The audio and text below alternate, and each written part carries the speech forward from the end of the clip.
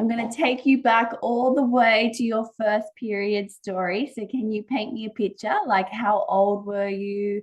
Where were you? Who was around you? Do you remember the details at all? No, like I was actually, I don't know why I was that kind of came up during this, like during the challenge, like it just kind of popped into my head, and I really don't remember anything about my first period.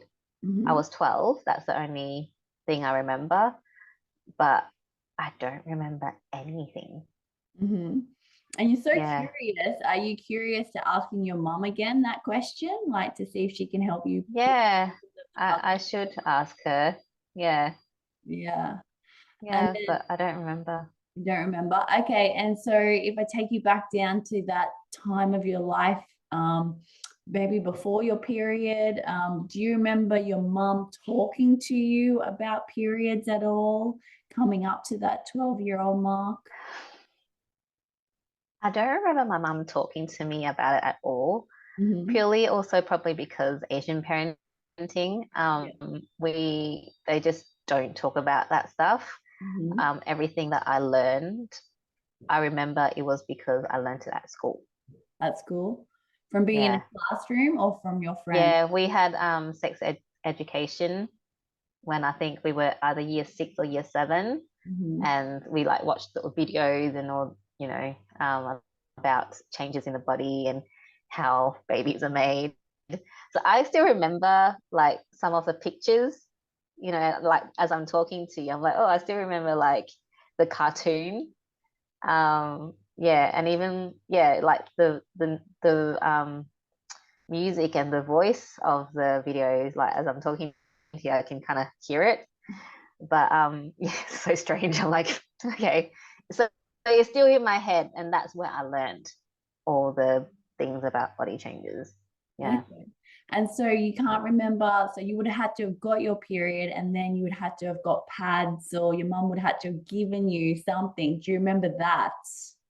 Like her buying you pads or going to the shop or were there pads just there? Do you remember anything there? No. No. Yeah. Nope. Okay. And so as we move on from 12, so let's say you're 16 now, can Yeah. you remember that now? What do you want? Like, what is it that Like, you? who was buying you pads? Were you going? Was there any Oh, conversations after that? yeah. It was. Oh, I would have gone to buy it with my mum when we go shopping. Okay. Yeah, but I don't think like we wouldn't talk about periods. It's just like, oh yeah, you're bleeding, like, and it's just like more like a, oh, this is how it is. You're a girl, you bleed, you get pads. Like that was pretty much the That's it. discussion around periods. Yeah. Yeah. And then I know Yeah. you have a brother. Is that I've is got just two brothers. oh, you got two brothers. Ah, Yeah. okay. And where are they in Yeah. the family? So I'm the oldest, so I've got two younger brothers. I've got one that's 3 years younger and one that is 10 years younger. Ah, okay. Interesting. Very interesting. And so Yeah. how was that being in the Asian family and then having brothers? Was that like still more taboo? Don't talk to your brothers about this. Don't talk about it around your dad. Like what was that experience like? Funnily enough, like, well, I mean, I don't really talk about period. We don't talk about periods at home, but it was never like a taboo topic. Like, it was never like a, oh, like, I don't want to know about it. Yeah. It was like, oh, yeah, okay, Kaki's got a period. Yeah. Kind of thing. Yeah. Okay.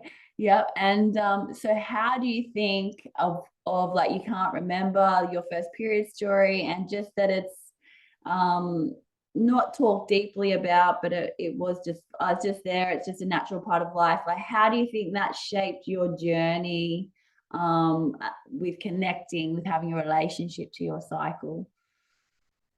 Well, I think it was just that I didn't know that you could have a relationship with your cycle, Mhm. because it just wasn't even a thing throughout my life. It was just like, oh yeah, you bleed, and that's it. And I think even as I became like, more connected, like spiritually, it never really occurred to me to connect with my cycle until I spoke to you. Yeah. Yeah. And I was like, oh, okay. Yeah. So it is really, yeah, I find it really interesting because it's the, yeah, it's just like it's a normal part of life, but actually there's way more to it that Mm, I didn't know about. Yeah. yeah. Yeah. And so did you ever notice when your mum was on her period at all? I didn't know when my mum was on her period, actually. I've never even paid attention to when she was on her period. Plus, my mum's always cranky anyway, so she's always on her period. And what do you think her attitude was to having a period, do you think? I don't think she really had like felt any way in particular towards the period. It Mhm. was like, I think it was, that's why I was like, oh yeah, I've got my period. I think that's why I'm the same. It was just Yeah. like, oh yeah, that's part of the life cycle, like the part of the natural things that happen for women, and now I'm experiencing it. It was never thought of as dirty.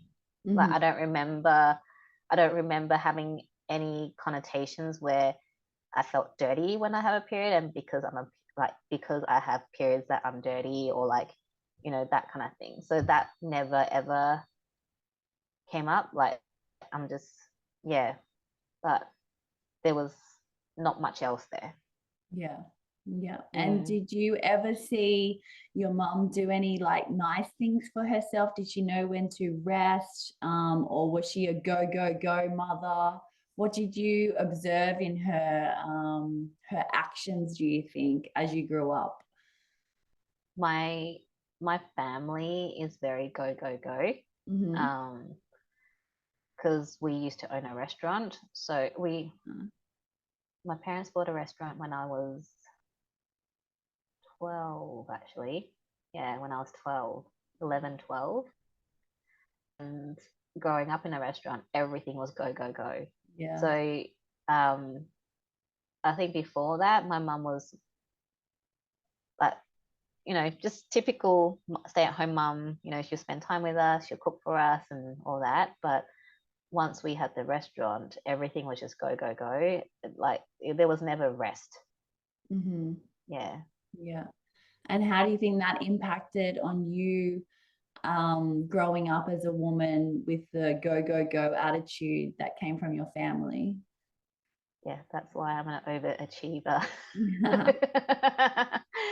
And yeah, and that's why um like, with in terms of like my work ethic, I think because my family, my dad and my mum expect us to work at a high standard Mm, and to be responsible. So those are good qualities that I've, brought with me to my career and things like that, and taking responsibility. But in terms of the go, go, go, like, I didn't know that was a bad thing. It was mm, like, yeah, I'm just like, I just get things done, but yeah, but now I know it's you need that balance. yeah, Yeah. yeah, Yeah. yeah. So that's what, yeah, that's how it, yeah, manifested for me And how do your growing parents up. feel about what you're doing now in the world? They don't really understand. Mm, And I mean, they're a lot better. Like, at the beginning, like, why are you doing this and letting go of your pharmacy career? Such a good career. All those things. But yeah, but I had lunch with my parents one day, and my dad's like, we've never seen you this happy, so we're just very happy that you're happy. And oh, that's a big thing coming from an Asian dad. yeah. They still obviously worry, because obviously when you're doing all the things that I do, there's not a stable income as such, fluctuates.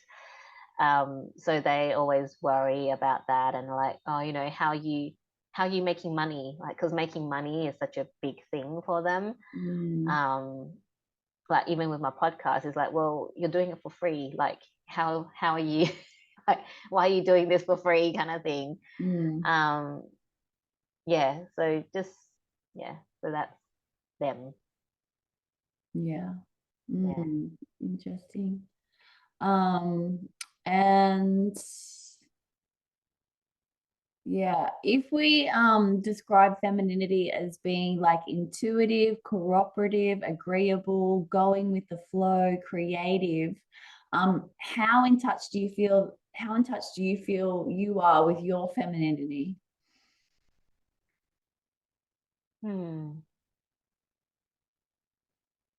I had 50% was the first number that came up. Okay. Yeah. Yeah. And why? So I'm a lot more connected than what I used to be. I think probably before I started all this, I was probably like 10% connected to my femininity. But doing all the work now, I think it's still 50%. There's always this push and pull with me. Like sometimes I do step back into that, go, like pushing, striving, achieving way of being rather than, being intuitive. Right now, I am being in that, flow and intuition and all that creative mode. Yeah. But yeah, but I have found that sometimes I just kind of, when I get stressed out or when I get a bit maybe fearful, like I don't know where things are going because I'm someone that wants to see, where is it taking me? Then then the masculine takes over and it's like, okay, you need to do all this. Da, da, da, da, da. Yeah, so that's how I find. That's why I say 50% because I'm still working on that. Just allowing things to just flow and be, and then instructing the masculine to do what needs to be done. Yeah. That's quite good. Like you're still quite grounded in the middle because we do need both, we still be like have the masculine to, achieve what the feminine wants type of thing and give it structure and stuff like that. So that's still really very good. But it depends where you want to be though. Where would you like to be? Are you happy at that 50-50 or? I think I'll probably like a bit more feminine flow. Maybe it's more trusting it. I think that might be more my issue. Like when I trust, then I just allow things to happen and just go with the flow. But it's when I'm like not trusting and questioning, and that's when my masculine's like, okay, right, we're stressed, let's take over. Yeah. Yeah. And then how would you describe your mother's femininity with using these words? Open, going with the flow, intuitive, creative, cooperative, agreeable. They're just some of the words that come to mind when I think of inner femininity. How would you describe your mum's femininity? Definitely not agreeable. I love my mum. I do love my mum. I know.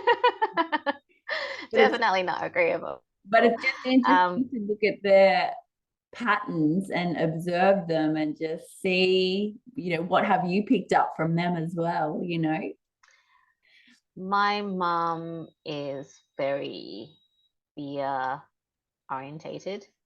Like everything about her is driven by fear. So she's highly anxious all the time about everything. She doesn't take risks. She's not really open to new things until you can really show her the benefits. And even then, she's not really open to trying. So definitely very disconnected from her femininity. Yeah. Very disconnected. Yeah, very Mm. interesting. Interesting. And then if we look at like some of the like your environment that you're in or the activities that you do daily, like how would you describe your femininity in all of that? Like the open, the agreeableness, the flow, like what's coming up for Yeah, you when you're in your femininity? What activities do you do or what's in your environment that helps you yeah, tap into that? yeah. So I think definitely like a lot of the habits or rituals that I do are very feminine. So like all your meditations, journaling, connecting, um, definitely in the feminine in that respect. Um, yeah, and I actually, nowadays I do tend to go with the flow. Like once I connect and I get my download, then I act on that. So then, yeah. So I think day to day, um, I am tapped into my feminine. Mm-hmm. It's when I get stressed that my masculine is like, oh, you need to do this, this, this, and this, and this is your to-do list, and why haven't you done that, and all that. Mm-hmm. But when I'm in a good space, then it is the, oh, yeah, okay, let's just go and do that, and or tapping in to go, okay, what's the best thing to do today, and then doing that. Whereas, yeah, so most of the time now, I am quite connected with my feminine for my daily Yeah. rituals. And what Yeah. about being with your children? Do you feel quite feminine when you're in that role and nurturing and playing Yeah. and what comes up for you when you're with your children? We just have heaps of fun, unless I'm, losing my shit. Yeah. but, um, but yeah, generally, we have heaps of fun, and we just like we're. I have lots of fun with my girls. Um, Apparently, I'm the fun parent because I would actually, get really silly and play with them, whereas my husband's a bit more, mature and serious. Yeah, but that's your feminine coming out, the playful side, the curiosity, the openness. Yeah. Yeah. Yeah, and I love doing all the kids stuff. I love watching kids movies, so that's why they love that, because I will sit there and watch it with them. Yeah. Yeah, Hmm. yeah, and just do activities with them. Like my daughter's really into like coloring in and sewing, and at the moment, so we'll sit down and we'll color in, or we'll sew together. Just things like that. Yeah. Yeah, Yeah. Yeah. Well, you're really in touch on that side. Very. yeah. And then what about with your vocabulary, do you think, or your personality in the feminine? Where do you feel that is? My vocabulary. Hmm, I don't know. Do you feel like you're in your tone sometimes you can be quite strong, or do you feel like you're soft? Do you feel like you use swear words a lot and you're aggressive in you when you're like can be aggressive when you're speaking, or maybe in a heated argument, maybe the masculine comes out more when you're trying to express yourself. I don't know. Yeah, I'm yeah. um I've always been very flowery, like very um I think with my vocabulary is always been very feminine. mhm. I'm not aggressive. I've never been aggressive. Um unless I'm like really angry. Yeah. And it takes a lot for me to get angry. So if someone like makes me angry, then I'm like really, really angry. Um yeah, but otherwise I don't tend to be very masculine with my expressions. I do swear. Mm-hmm. Um, so sometimes just to get my point across, like if I'm showing up on social media or something, but it just comes naturally that I do swear. My children tell me I need a swear jar. Um, yes, but it's not an aggressive like oh fuck you kind of thing. It's more like I don't know, more like an expressive, like that was fucking awesome, or that kind of, um, yeah, like that. Yeah. Yeah, Yeah. Interesting. And yeah. with all this work that you're doing on the feminine, what do you want the masculine to attract like into your life? So, you know, if it like in your career or your family life, or what dreams do you have? Like in general, Yeah, like like yeah, yeah. Well, my there's like probably like three. Let me think. Yeah, there's like three big things. mhm. Um, the first one is really attracting our dream home at the moment. So that's one big thing that Yeah. I want to achieve. Um, but the other ones are more maybe helping people. So this has come up time and time again, and it's building retreats for disadvantaged kids and youths. Ah. So yeah, so I'm starting off with like my own backyard, so Perth, and then really expanding it out international across Australia and then internationally. So it's like a place for kids who are disadvantaged or even homeless kids to have a place where they can get not only like clinical help if they need Mhm. it, but a place where they feel loved. So having people that, you know, coaches and healers, people that want to help them to just get them back to feeling loved and supported, that they are enough, and teaching them essential life skills, not just like, you know, maths and science at school, but mindset work and, you know, and really looking at how they can move forward and attract the life that, you know, create a life that they want, and teaching them about finance and, you know, all the things that are important.